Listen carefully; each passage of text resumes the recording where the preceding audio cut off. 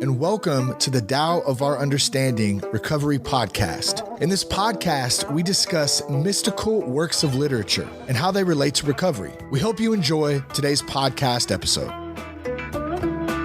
Hey guys, Buddy C. Welcome to the Tao of Understanding Recovery Podcast. Today we have Amy and Dan and Craig and Dennis. Good to have you guys. Had an aggravating situation today. It was kind of interesting. Had to go take a family member for a procedure this morning, just a test. But they had to put them out for the test. And it's supposed to be a 15-minute procedure. So the appointment was at 8:30. At 11:30, I'm sitting in the car because you drop people off now and you just go sit in the parking lot and wait on them. Thought it'd be, 30, 45 minutes, something like an hour at most. So at 11:30, I still hadn't heard nothing. And so the nurse calls me and says, the doctor had an emergency and he's next in pre-op. I said, what? He hasn't even had the procedure yet? And it's 11:30 and I've been here for 3 hours and I made it all about me, right? What? I've been waiting for 3 hours. At least I didn't say 3 fucking hours. I kept it clean and told her thank you and to let me know. And I just started thinking about, what we're upset about is really not, well, hold on. I wrote it out because I thought it was so helpful. What I think is my problem is not my real problem. We already know that, right? I'm not upset for the reasons I think I am. Okay. And then the second part of that was, so my fight against the problem is not the solution to my problem either. If I don't have the problem identified, the way I respond is not the correct response either. I thought that was pretty good. Any comments on that? Because I knew Dan and I have been talking a little bit about some stuff, and but always my fight against the problem is never the solution to my problem. It's never, because I'm not even seeing the problem correctly. Do what, Dennis? It kind of magnifies the problem, right? When you're doing that, the more fight you put into it because you don't want to feel what you're feeling, it kind of makes it worse for me. Yeah. And what I think the solution to my problem is, the way I react to the problem is never the solution to the problem, because I haven't even identified what the problem is. I misperceived the whole thing. I was thinking about this today with the meeting in the SRC. We were discussing the 33rd verse of the Tao, and that's the one where it says, mastering others is strength, mastering yourself is true power. And I was looking for the quote in the big book. I couldn't remember if it was the big book or if it was in the 12 and 12, where it was talking about if I'm thinking there's something wrong, it's with me. There's something wrong with me, not everything else that's going on. It's how I'm reacting to things that are going on. When Buddy was telling me about his dad and that, he says, yeah, my dad hadn't been seen for a couple of hours. Like, don't they know who you are? Yeah. Many times did you go and say, hurry up and get it done. It would normally all be all about me because I've got somewhere to be. Yeah. I don't have time for this. And I would really need to realize the fact that it's not about me. My dad's there getting stuff done, and he's there out of necessity. And if it takes a little bit longer to get it done, then I need to surrender to the fact this is how long it's going to be. And if I've got plans, then it's all part of this. Putting other people Greg, I can't cancel the Tao podcast for any reason at all. It comes first, right? I've never had to do that ever. Have I had to cancel? So because I was just thinking, Buddy. Well, back up, Craig. What you're talking about is step 10, page 90 in the 12 and 12. It's the spiritual axiom that every time we are disturbed, no matter what the cause, there's something wrong with us. That's the one. That was it, yeah. But Buddy, what I was thinking about when you said that the doctor had an emergency, I was thinking, well, wow, what if that had been my mom or my dad or one of my loved ones or friends that the doctor had to tend to? It was like literally life or death. And And it's so hard though, right, to think of that, because my first thought is, me, what about me? You don't respect my time? You know, that's what I feel like. It's a direct, like, slap in the face. Oh, what I wanted to do was, I said, yeah, Beth bullshit. He hasn't got no emergency. He was off doing. That was my thought. Well, because that's what you like. But see, I think other people behave like me. I think because I used to be untrustworthy, like I would do shady shit, then I didn't trust anybody else, right? And so that's like my default. I think everybody else is up to no good too, because I'm secretly up to no good myself. Ooh. I started taking the surgeon's inventory. I was like, your dad's got an emergency? What right is a surgeon having an emergency? Surgeons don't have emergencies. Yeah. Just get it done. And just what Buddy was saying about never cancelling the podcast. Yeah. But Buddy says he never cancelled the Doubt podcast. He phoned me up and says, will you take the podcast? I was like, hell no, I'm not that committed to it. Not talking about this, because this is not an easy conversation. If it were, one of the Tao chapters that we've talked about a lot, it'd be a little different. Yeah, I said, I'll just send him a bill for my time. I have to get my head start doing all that stuff, And I said, no, buddy, don't do those things that you used to would have done. No. So I give myself a B on that one, rather than an F, which I used to give him continually. Okay, when life was full, there was no history. It's what we're talking about today, from Thomas Merton's translation of Chaucer. Amy, you want to read for us? Yeah, absolutely. Thank you. When life was full, there was no history. In the age when life on earth was full, no one paid any special attention to worthy men, nor did they single out the man of ability. Rulers were simply the highest branches on the tree, and the people were like deer in the woods. They were honest and righteous without realizing that they were doing their duty. They loved each other and did not know that this was love of neighbor. They deceived no one, yet they did not know that they were meant to be trusted. They were reliable and did not know that this was good faith. They lived freely together, giving and taking, and did not know that they were generous. For this reason, their deeds have not been narrated. They made no history. Any initial thoughts? The first thought that comes into mind, it's kind of funny. I like this. Now, when any big event is happening, but it doesn't matter if it's political or what, we are making history right now. And I was just thinking earlier this day, back then, when they went to battle and all that, did they say that when they did that, we're making history right now? Did they say that 200 years ago when something big happened with the country or that? So I kind of like that you're not aware that, oh, this is a great big moment. And there's making big change in our lives or whatever. That is when life is full, when you're engaged. I don't know. That was just the first thought. Now peel that apart. I was thinking that they were just doing what came naturally.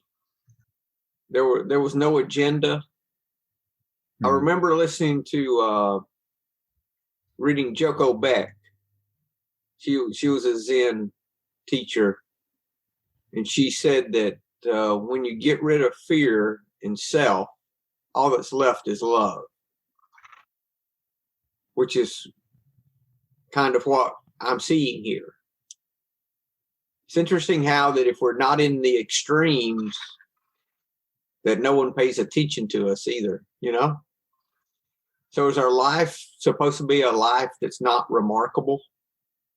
Is that the best life, the unremarkable life? And whose definition of remarkable are you using? Well, I'm thinking remarkable in regards to the extremes, maybe, like remarkable in that you do great things, or remarkable in the inverse of that you do horrible things, So that you grab the attention of other people. You're noticed. Yeah, you're noticed. It says all these people here, they made no history because They did not do really remarkable things in either direction. They didn't hit the pendulum in the swing either way. Craig? Yeah, when I first read this, and it says, in the age when life on earth was full, no one paid any special attention to worthy men. I kind of had this impression of when everything in life was fine, when everything was going well, there wasn't really anything to worry about. There wasn't really anything to vex us over. There was just I'm kind of getting like this Tolkien kind of world about, everything's just going fine, and then something pops up and everything kind of falls apart, and we're all of a sudden looking for leaders in the land, people to take us to other places, and we become more reliant on other people. Whereas beforehand, if we were in this utopia where everything's going fine and we're all self-sufficient, we're all getting along together, we're all feeding from each other, we're all nurturing each other. That's kind of what I've seen just in that first part. Because we wouldn't have to single anybody out if all things were going well. There wasn't any wars, there wasn't any pandemics, there wasn't anything that we're really having to be super reliant on each other for. It also says there, Craig, that no one paid any special attention to worthy men. It doesn't mean there weren't worthy men there, just you didn't pay special attention to them. Yeah, we weren't looking for that leadership. We weren't looking for those people to dig us out of situations that weren't there. Nor did they single out the man of ability. So there were people with abilities.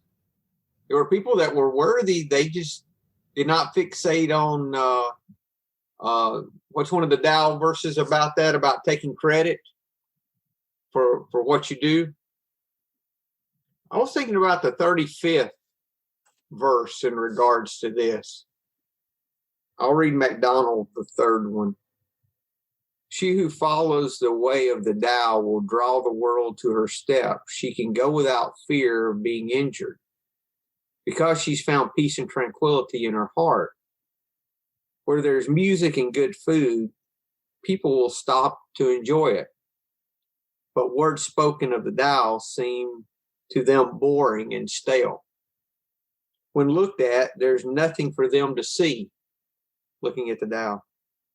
When listening for, there's nothing for them to hear. Yet, if they put it to use, it would never be exhausted. Like the whole idea of the Tao, there's nothing there that's spectacular, nothing that you would see. It's the opposite of what we're taught to pursue from surface. Similar to me, very similar to how we look outward for our peace and joy. The work of the Tao is an inward thing. So if we're looking outward for the Tao, we're not going to see it because it's not out there. We already have it. There's a quote I heard the other day that said, if you can't find what you're looking for, you probably already have it. That's a good one, isn't it? Yeah, Dan likes that one. You got a comment on that one, Dan? No? No. But I like it a lot. That's a good one, isn't it? I'm gonna write that shit down. It came from a list of Tao quotes that I have. And it said, if you can't find what you're looking for, it's probably because you already have it. Comments? I was looking at the Make Your Own translation, the Jonathan Snow Star. I keep doing that. You're still watching Game of Thrones, aren't you? Yeah, the Jonathan Star. The one who holds the great Tao, all things flock to them. Follow, but they can follow without suffering any harm. They can enjoy peace and good health. Music and fine food. Travelers passing by will stop. Words spoken about the Tao are tasteless. It's without flavor. The Tao is without flavor. Looked at, it is insufficient. It's not enough. Looking at the Tao. How many times do we hear that in recovery? How does it work? How does surrender work? Right? It doesn't look like that's enough all the time, right? Listen to, listening for it is not worth hearing. Use it, and it can never be exhausted. It never fails. It's inexhaustible. It never finishes. It never ends. That's all the different ways that word is used. Yeah. Never fails. That sounds like, I don't want to get all Bible-y, but that sounds like the 13th, is it the 13th chapter of Corinthians? Love never failing. Yeah. Yeah, it does actually, Amy. That's good. Yeah. And so back to this reading, it sounds to me like there was no pride and arrogance because they didn't even know what those things were, that they were just in total acceptance and I don't know, like in my head, I see this like bubble community of people just like getting along and no obscurity from outside forces. Like you were talking about looking externally, right? Because as kids, we grow up and our parents are telling us, you need to go do this, you need to achieve great things. And then we get that idea in our head that we can't be okay with what is, we need more to satisfy our demands and then we, as alcoholics, then we, look for that alcohol or whatever to satisfy those demands, to fill that void that we think we have when there's really no void to begin with. Oh, Amy, that fits with that line that no one's paid any special attention to worthy men, because the worthy man was looking for accolades. That's what you're talking about. Yeah. Yeah. Yeah, that's good. Thank you. Yeah. They had rulers. They said they were simply the highest branches on the tree. They were just playing their part, right? Fitting together in the body, doing their part. It's just like a natural hierarchy of things, not one person trying to better or outdo someone else. Yeah. But isn't that what we learn in recovery? The greatest ease comes when we learn to just live in this way of love, this way of service, this way of just being rather than the having and doing. Yeah. That reminded me of Dr. Bob's final speech, right? He said, I just happen to have a copy of it right here. It says, part of it, I won't read the whole thing, but it says, our 12 steps, when simmered down to the last, resolve themselves into the words love and service. We understand what love is, and we understand what service is. So let's bear those two things in mind.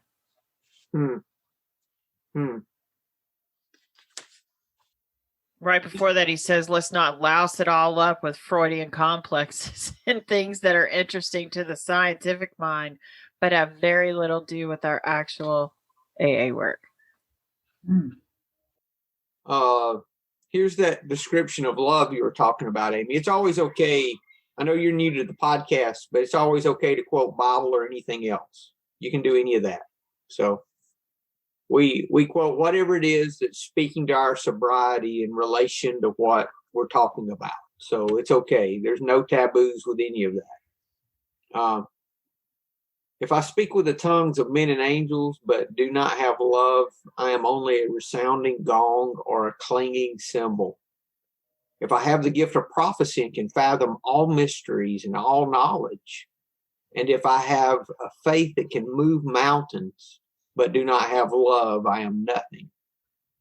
If I give all I possess to the poor and give over my body for hardship, that I may boast, but do not have love, I gain nothing. Love is patient. Love is kind. Love does not envy. It does not boast. It is not proud. It does not dishonor others. It is not self-seeking. It is not easily angered. It keeps no record of wrongs. Love does not delight in evil, but rejoices with the truth. It always protects, always trusts, always hopes, always perseveres. Love never fails. But where there's prophecies, they will cease. Where there are tongues, they will be stilled. Where there's knowledge, it will pass away. For we know in part, and we prophesy in part, but when completeness comes, what is in part disappears. When I was a child, I taught like a child. I thought like a child. I reasoned like a child. When I became a man, I put the ways of childhood behind me. For now we see only a reflection as in a mirror. Then we shall see face to face. Now I know in part, then I shall know fully, even as I'm known. These three remain: faith, hope, and love, but the greatest of these is love. I was listening to actually one of the 24-hour meetings the other day, and the guy was talking about anger. Actually, I turned it on because I was angry. I wasn't happy I had all these changes going on, and I just was not happy with them. And so I knew the thing to do. I had to do what I tell other people to do, right? I had to go to a meeting and pray for people. So I did, and I just listened while I worked. And the guy said something I had never heard before. He said that anger is the new alcohol for the sober alcoholic. I'm like, and I started thinking about that. And it really is true, because instead of grabbing a drink now, I'll grab anger. And it'll pacify me for just a little bit. And then I'll regret what I said. I'll regret, there's so many characteristics that are the same. And I'm seeing more and more of those, that I'll act out in anger instead. I'll show you, instead of I'll show you, I'll go get drunk. I'll show you, I'll get angry. It's both for the same reasons. I'm not getting my way. Not getting my way. Correct? Do you ever have that experience where something keeps cropping up and it's almost as if it's something that you should really be listening to and paying attention to? Right? We're homeschooling Callum at the moment. Our schools are all shut down. So the only job I was asked to do today was finish Callum's homework for today. And it was RME, which is religious and moral education. Okay, when I was at school, it was just religious education. So we should be doing that, shouldn't you? Well, do you know what? Yeah. Okay, right. So I've not really done much with the homeschooling because I really do not have the patience for it. I'm of the opinion that you should be sat down there doing all your work. And Louise is like, look, there's no point in resisting. There's no point in fighting him, because you're the one that's going to get angry, and he's just not going to be bothered about it. Something was up, man, you sound like Buddy. So I came downstairs and I says, right, is there anything I can do to help you? Because she's had a lot on in the past couple of days. She says, well, do you know what? There's one bit of homework there that you can do, right? So I don't know if you can see that. Oh, Corinthians 13. He had to highlight all the things that was going on, and he had to highlight all the things that love meant to him. And he's highlighted love is patient, love is kind, love is. So we were doing that, and then the rest of the homework was we had to do a bit of art that included all the things that love meant to Callum and that. So we'd done a big tree and had love and with all these things, and he was like, "What about acceptance, Dad? What about tolerance? What about?" I'm thinking to myself, "Oh my God, you've been talking to Buddy as well." So it's just that thing has just been cropping up all day today. So what does it mean? Does it mean I need to start paying attention to things that are going on, or?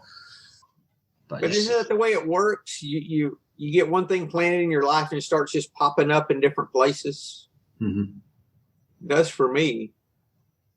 And I think I'm just more conscious of the fact now because I'm doing a lot of 10-step stuff with some of my guys as well. So when we're humbly asking God we're doing the daily inventory, and when things crop up, we're asking God to remove them immediately. And what I'm saying to the guys as well, right? If you're asking God to remove something from you, you have to be open to the fact that He's going to give you something in return. So if I'm asking God to take away all my anger, I have to accept that I see God as having all these arms full, and He's like, right, okay, right, I'll take that anger off you, but do you know what? I could do with a hand. Go and take that tolerance. So I'll take your anger, and you practice that tolerance for me, and I've got this fear, right? Well, hang on, I'll take the fear off you, but you need to go and practice that faith. You have to go and have this faith in what you're doing. So maybe I'm just more conscious of the fact that all this is cropping up as well. But I thought it was just so good and so relevant in the fact that Callum's coming to these words like acceptance.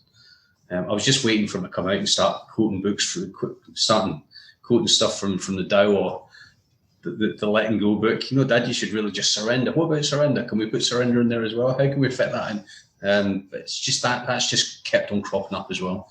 And I do quite a lot of plans in the YouVersion Bible as well, and Corinthians just kept on coming up as well. So maybe I need to start being more loving. I think the way we start doing what this story talks about is just being available in more moments of the day, without our agendas. I want to read you the 35th verse from a soon-to-be published book, Powerless but Not Helpless. It's an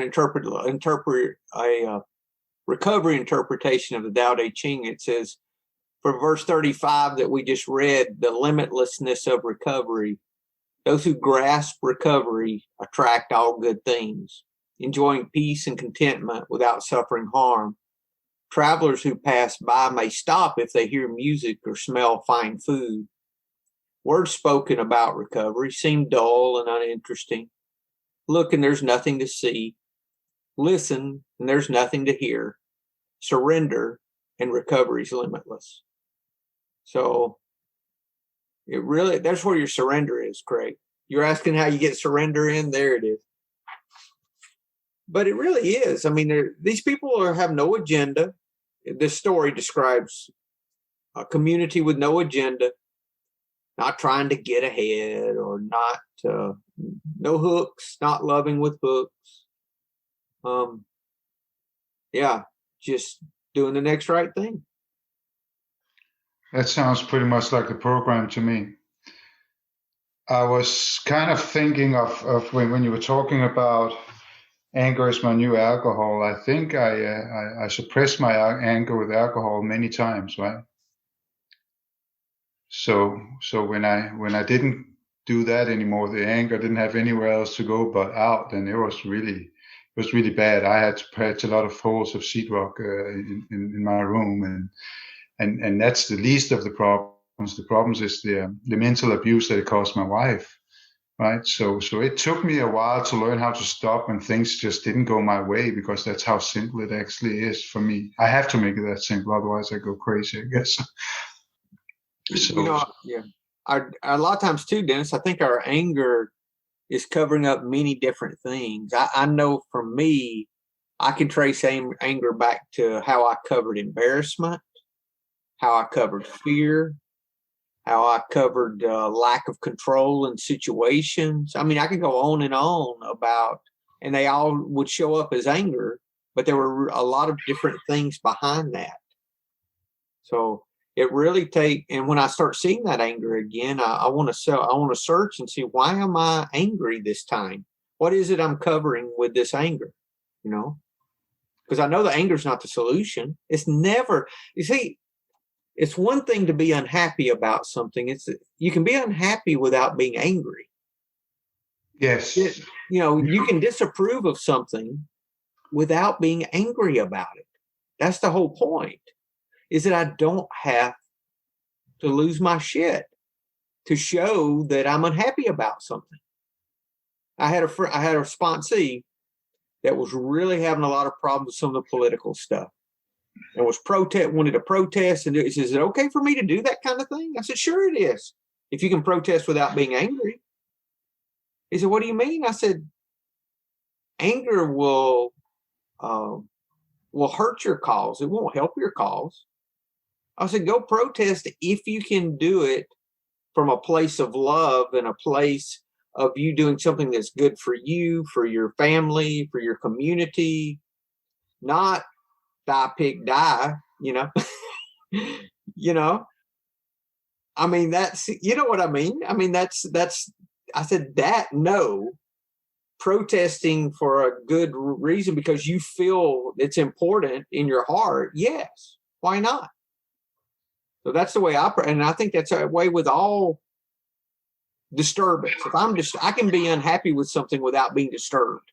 In other words, like we talk about disturbance in that you quoted earlier, Amy, that Craig was talking about. You know, we're disturbed because there's something wrong with us. That doesn't mean that we disapprove there's something wrong with us, because there's always going to be things we disapprove, even things we think are unacceptable as far as government or people or any behavior. You know, it's okay to say, hey, no, or to actually, if you got in a business situation where you needed to sue someone over something, which happens in business, if you can do it without being angry, if it's everything's okay, that's life on life's terms. That's one of the terms of life is, you know, sometimes you've got to let the judge figure out what's right or wrong. But you can do that without anger. Anger doesn't help. So how do you turn that plate? How do you look on a more lovable and accepting kind of thing when you get those disturbing things, when people are pretty much doing something against your norm or however? I have an experience with that. I've recently gotten divorced, and I'll give myself an A- on the divorce. What's important is, does she give you an A- too? Yes. You know, okay, good. I was talking to her the other day, and she knew I've been getting angry about things. She said, you know, you've gotten rid of about 90% of your anger while we've been married. We've been married almost 9 years. She said, you've gotten rid of almost all your anger, which is incredible, right? And I said, thank you. She says, but I've seen it all lately. What's wrong? You need to go to some meetings. You need to talk to your spot. You know, you need to do all these things because you're angry again for some reason, you know. Oh. I said, you're right. I said, and I'm dealing with it. I'm surrendering this, and I've made a lot of progress since that conversation. It had nothing to do with her. It was everything else involved but my dealing with her was what I was getting back to with the anger, because there was times when situations would come up where she would want this, or things wouldn't be the way I wanted it to play out. And Dennis, I just did the same thing I try to do with everything, is just open my heart up to the person, put myself in their shoes, and see if I'm looking at this, like look at it as a third person and say, okay, how am I looking at this the wrong way? What am I trying to orchestrate here that I shouldn't? And just sit with it, meditate with it, and just look at it and see why I feel the way I'm feeling. You know, why am I feeling this anger? That's what I did today. You dig deeper too, saying, what am I afraid of here? What is the fear that causes this anger? Because it's always some kind of fear base. And it would start showing up, Dennis. It would start showing up, you know? Like, okay. She wants more money than I think I should get. I think I should just give her that. I said, okay, I know why she's feeling that way, because she feels insecure. So how can I make her feel secure? You know, what can I do? And I just sit and went through it like that. And it worked out. And we were able to still be friends and everything, and without anger. She said, well, we're supposed to get angry if we're getting divorced. I said, why? Who said that? I said, I want you to be able to say that when you married, that Buddy was as nice leaving the marriage as he was when we started the marriage. You know, I said, I want you to be able to say that. And I got angry a few times, but I looked at it and worked on it, you know, and figured out, you know, how to be more present, really, is what it was. Craig?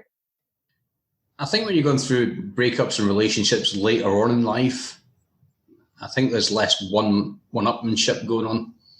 I went through a messy separation when I was in my 20s, and it was always a case of how can I get one over my partner, and you know, how can I look better than her, and how can I make her look bad? And there was always this thing going on with my daughter, just trying to get custody of her and just try to see her more. And there was a lot of bad speak going on from her side about my side of the family as well. So I think just when you get to a certain age, I think we just really cut the bullshit out and just look for how we can help each other.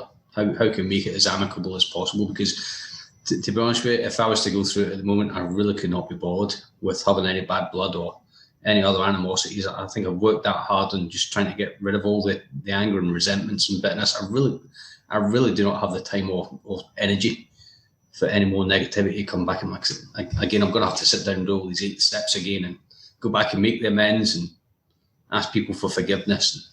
It's easy to say outside of it, but you get in the middle of it and there's still, if I wouldn't have really sat with it, it would have really messed with my serenity.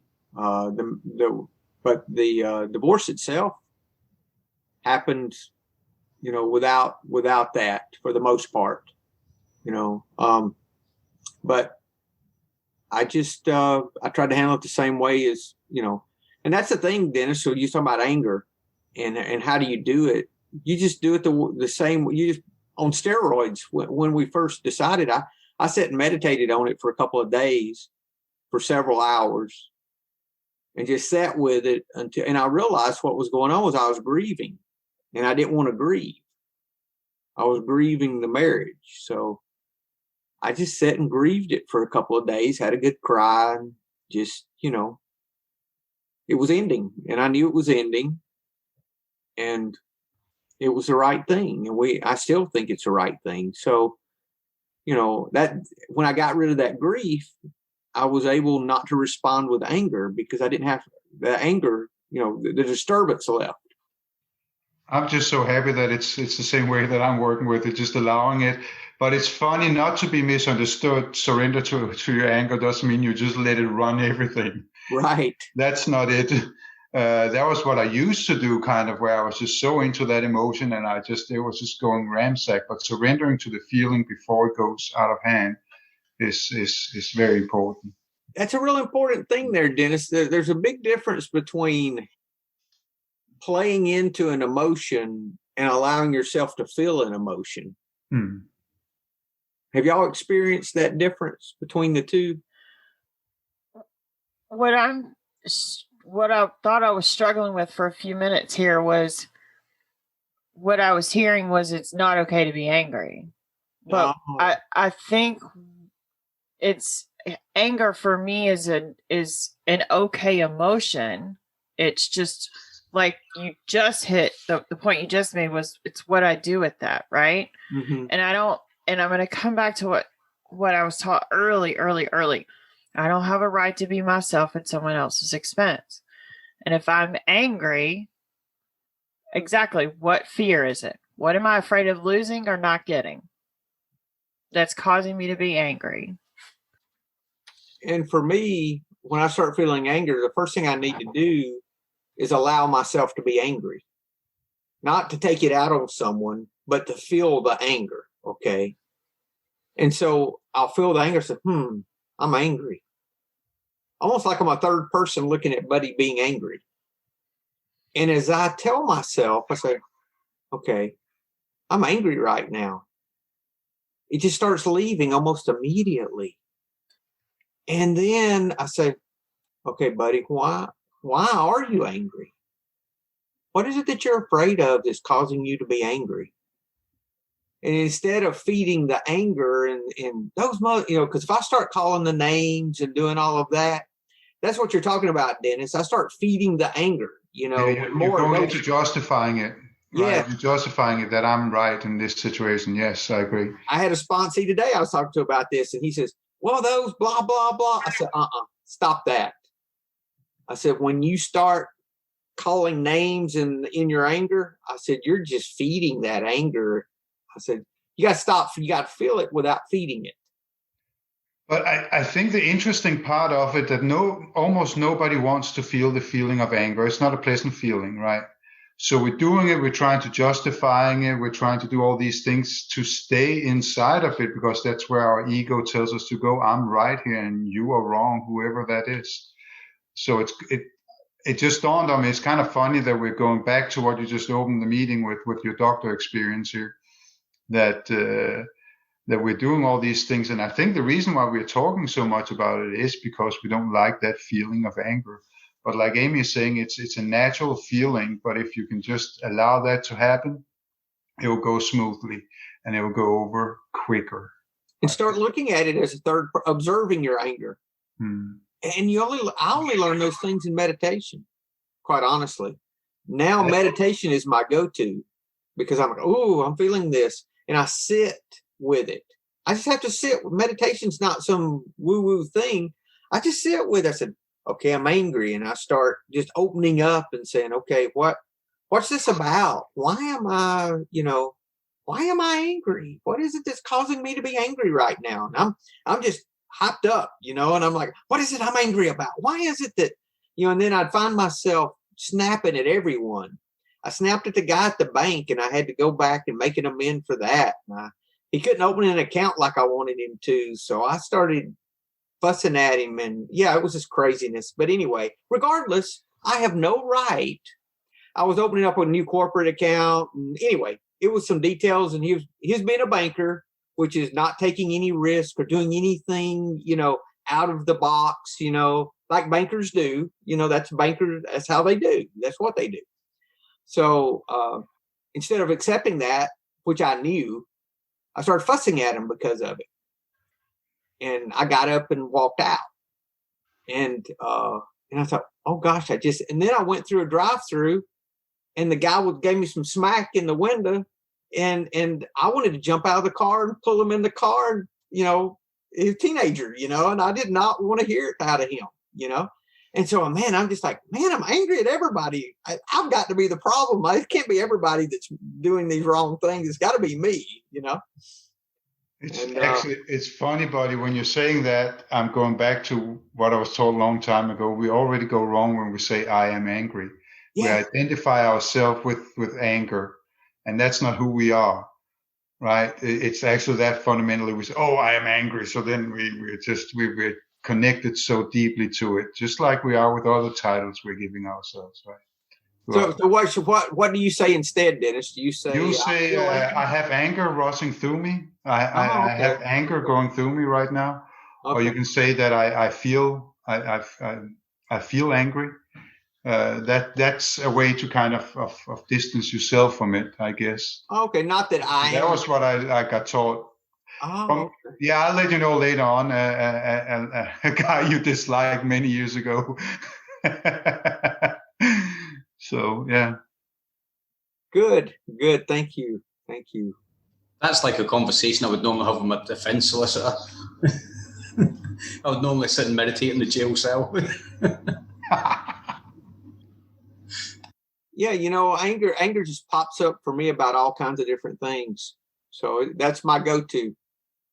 Oh, and it's getting to be less, but it still can show. So none of these people in this story are angry, though, are they? No. Coming back to the story, though, it's interesting. The last couple of sentences for this reason, their deeds have not been narrated. They made no history. There's also nothing for anybody to keep score with. I am a good scorekeeper. I will take your inventory in a heartbeat, and I will remind you of all the things that you've ever done that I attempt to use to justify taking it back to anger, justify my anger. But these people didn't even have to worry about that. Man, how much energy would I have if I didn't spend that time keeping score? And these folks had a very full life. It says when Earth was full. So this would be the optimum life, would have the life that there was no extreme history, no scorekeeping. That's good. So the example today was an example of a contented life. Would that be a surrendered life, natural, that where we can live naturally without all the defects that we don't surrender and continue to live in? Also living a life in the moment. Mm-hmm. Can you translate that at least to the title? Yeah, thank you. Right. Dan, we've heard very little out of you today, sir. You got anything to add? Thanks for asking. No, I've just been following the conversation and having thoughts with everybody's comments and everything like that. This story, it's like one of those, it's almost, shit, man, there's a lot that's I'm thinking about. But my initial impression anyways of the whole thing is this idea that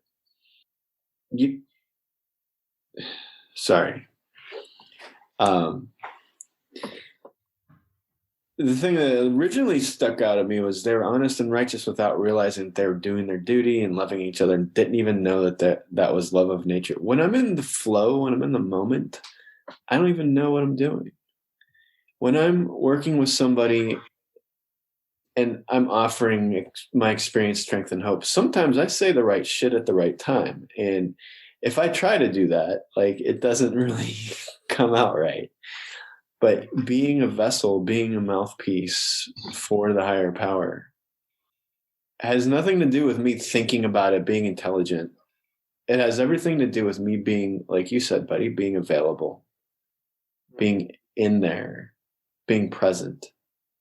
And the more presence that I practice, the less I give a shit about being worthy, about being exalted, being popular, like all that kind of stuff, right? And it's weird because my programming back here is all like, yo, you need to accomplish shit. Right? Like, what do you want to be when you grow up, Dan? I'm going to be asking myself that at 80, I think. It's an irrelevant question. It's an irrelevant exactly. question. And the reason why, for me anyways, that I'm learning is because I ought to be nothing. Yes. Wow. Yeah. Right? Exactly. Yeah. Because there's an immense amount of freedom that because if I'm the uncarved block, I've got all this potential to be all this other stuff, right? Yeah. If I don't define me, if I don't define my goals, my ambitions, my desires, any of that stuff, there's nothing to fail at. There's nothing to limit you either. There's nothing to limit me. And at the same time, though, am I shortchanging myself by saying, oh, well, let me try to do something and let me try to be my best and everything like that? And I feel like, no, the answer is no. I'm not shortchanging anything, because what my ambition is then is to have no ambition, which is so paradoxical. And that's what I feel like, the spirit of the, one of the things that I took away from this, story was that if I can be okay with not even trying to be present, not even trying to be in the moment or extol virtue or be virtuous or anything like that, that's when I'm being virtuous. So with a dude with an egomaniac with an inferiority complex, that is some hard shit to do. That is hard, man. That's hard. Not impossible, because, I've had moments where I discovered that it was possible and all I had to do was stop fighting, but not all the time. I'm still a person. But Dan, for me, the way I stop fighting is by helping someone. I get my mind off the supposed prize, right? Yeah. The prize being, if you're talking about a spiritual prize, being in the moment, whatever, how you want to say it. So how do I be spiritual? Well, you quit trying to be spiritual and you just go help somebody. You take someone to the doctor without complaining when it takes longer. I made sure I didn't complain to my father about it,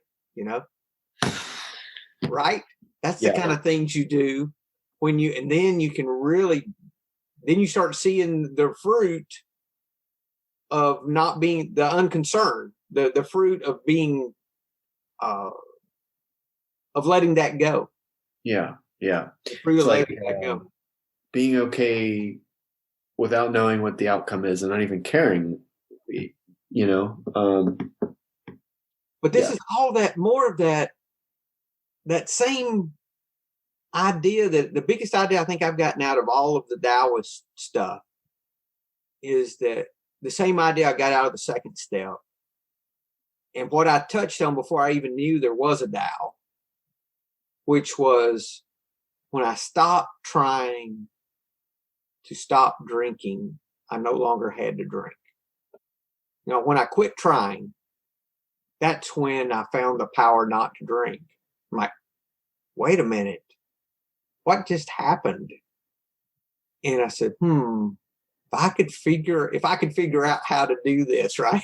I'm already messing it up, right? If I can figure out how not to try in other things, because we even lack the words to say it, you know? Yeah. If I can surrender and let go in these other things, then I can have the same relief there. So the whole idea is me getting out of the way and stopping my self-effort to do anything. Doesn't mean I do nothing. I stop the effort of completion, the effort of accomplishing. And the way for me so far, the quickest route to that is, okay, who can I help? And I get my mind off that. Yes, Amy, we've ceased fighting anything and anyone, even alcohol. And the way I quit fighting it is by going and helping another alcoholic. And then I have that fruit. I have the fruit of peace and joy in my life. Yeah. Man, we could talk all day about this. Anything else, guys? Any closing comments? So you're 2 weeks in a row, Dennis. Does this mean that we're going to start seeing you on a regular basis? You know, whenever I want to become regular, then I fall out on it. He's just gonna be. Yeah, well, that's the thing. I actually like what Dan said. He hit it on the nail. Not trying to be in the moment is actually being in the moment, right? When not trying, do that old what was it called, Bo Jackson commercial for Nike? Just do it. That's no, well, yeah, I'll come in if I remember it on Thursdays, but I am not good at getting into routines. It's horrible, but it's so healthy for me. So this is bad. I'm going to say I'm trying. You can try to come to the meeting. That's okay. Having an expectation that you're going to be Mr. Spiritual in the meeting. Oh, no, I don't put any expectations on myself. I'm like Dan, I actually have to. I don't really care what people say anymore. So I'm the one that goes around in sweats and slippers and go out and shop. But people say, man, why does he look like that? But at that point, I don't care what people think. But in other aspects, I probably still do. Thank you, Dennis. Thank you. Glad you're here. Glad everyone made it today. Any closing comments, guys? Okay, well, you guys have a great week, and we'll see you next week. Hello, this is Buddy C. I wanted to make you aware of several recovery-related resources that I've posted in the episode description. These resources include a list of recovery podcasts, a free sober meditation app, daily recovery email, shared Google recovery calendars. Hope you put some of these resources to use and have a great week. Thank you for listening to the Tao of Our Understanding Recovery Podcast. If you enjoyed this episode, please share it with your friends in recovery.